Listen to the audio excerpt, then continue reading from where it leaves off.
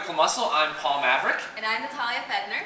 Keisha Johnson on those squats. That's right. Today we are working in the Smith press. We're doing squats. Squats are sort of the master leg exercise. They work out all the major muscle groups in the leg, which is excellent to have if you were, say, a protester on the run from the cops at the G20 summit. You want that explosive so hilarious right energy.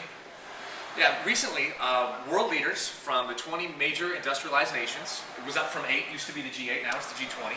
They met in Pittsburgh for this major summit to talk about where we're going to go economically, what the direction is going to be for the globe. These are the masters of the universe who are deciding our fate. Did you see the table they are sitting around? These guys are really sitting around, they're an image of the planet, and figuring out what we're going to do with it. Doesn't seem like the most democratic process to me. Each country agreed that their banks should have higher reserves so that they don't get depleted as fast like we saw last year in the economic meltdown. But they didn't say how much. And they didn't commit to it. They just committed to the idea of doing that. They're all committed to the ideal of it, but they wanted, what we're trying to do, or what America's trying to do, is to force them to increase the capital. For all the banks, it's like, the thing about it is you're going to increase this amount to create a cushion. However, France is doing quite fine. They have a lower cap on their reserves. And then Japan is much more conservative than we are. So they're sitting there explaining, like, we're fine where we are. We don't want your approach. We don't have your America. best. Right. We're a lot more conservative than you are, America. So I think we're pretty fine. So I think that what we're showing in America is that we need help in understanding how to better do our policies.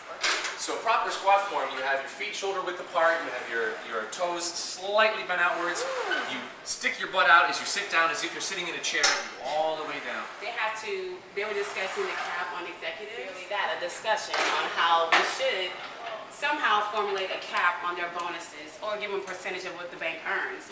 Yeah, exactly. The American plan was to track long-term performance of the banks before you handed out the bonuses, and the French plan was to cap executive pay. Exactly. And we couldn't agree to which one we wanted to do.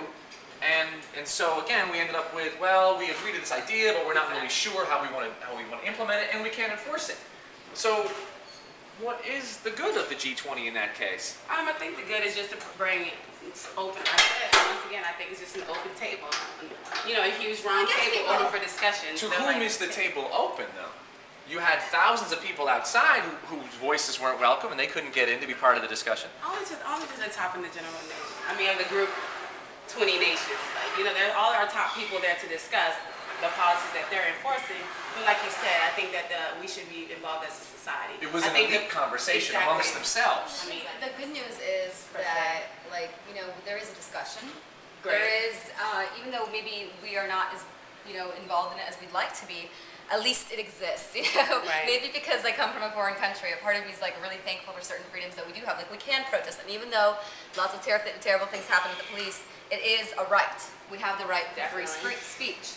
Was that right exercised? I mean, you saw people getting tear gas, getting shot with rubber bullets. Did you see the long range? I forget what it was called. The LRAD, long range audio disruptor, long-range audio disruptor, the LRAD. It was a new weapon that has been deployed for the first time in the USA at the G20. It was a sound device. It was mounted on these giant trucks, and you had these black-clad stormtrooper-type cops blasting this very, very high-pitched sound. Wee, wee, wee, wee, wee. Oh, yeah. And you could see people running away covering their ears. Oh, that sounds awful. So how is that? Yeah, that sounds like something out of 1984. I mean, that sounds like this is the dystopian future, and it's here. Is this democracy? Okay, is this a free society? You know what? It's really contradicting the whole freedom of speech. You said freedom of speech. You allow us to come outside. You allow us to protest, but then you come out there and you have all your riots and all your gear to attack people. Well, people weren't rioting. They weren't. There were hundreds of people lined up down on one street. I saw this in the video, and you had cops about 200 feet away. And you just saw pop, pop, pop, pop, pop out of the muzzle flashes of the cops' guns, shooting rubber bullets, which they called less lethal. Less lethal. No, they are weapons. lethal. Well, but they called them less lethal to say, well, you might get killed and you might not. Right.